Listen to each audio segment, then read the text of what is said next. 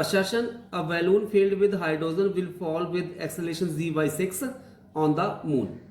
assertion true है क्योंकि जो ग्रेविटी की वैल्यू अगर हम लेते हैं अर्थ के ऊपर g तो मून के ऊपर आ जाती है वो g by 6. तो हमारे पास वहां पे बैलून जो है वो फॉल करेगा with acceleration due to gravity g/6 के साथ, क्योंकि मून के ऊपर एटमॉस्फेयर नहीं होता है. So assertion is true. Reason है मून हैज नो एटमॉस्फेयर.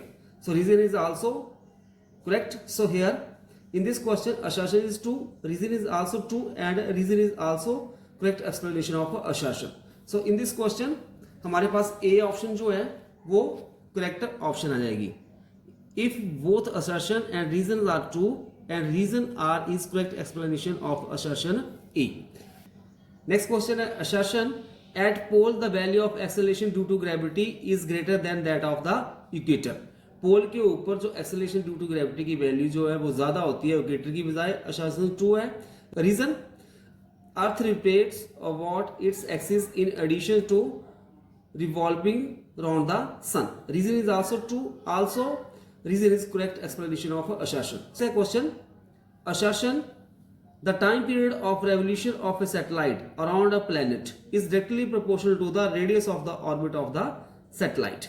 जो टाइम पीरियड होगा रेवोल्यूशन का सैटेलाइट का अराउंड ए प्लेनेट वो डायरेक्टली प्रोपोर्शनल होता है किसके? Radius of the orbit of satellite. So here assertion is not true. Reason: artificial satellite do not follow Kepler's law of planetary motion. So reason भी यहाँ पे false है. दोनों हमारे पास assertion और reason false होंगे. So here in this question D option is the correct option. Both assertion and reason are false. Next question, assertion planet is a heavenly body revolving around the sun.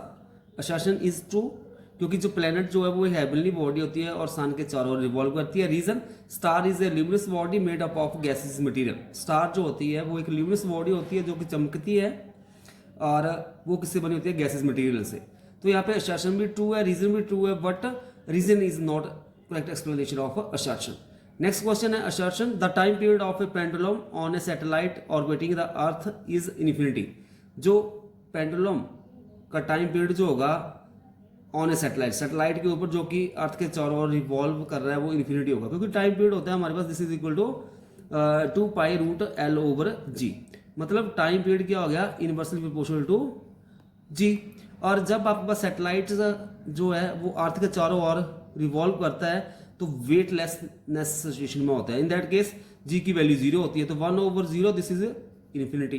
तो यहाँ पे assertion true है. Reason: time period of pendulum is inversely proportional to G. Reason भी हमारे पास true है. So here assertion is true, reason is true, also reason is the correct explanation of assertion. So यहाँ पे A option is the correct option होगी.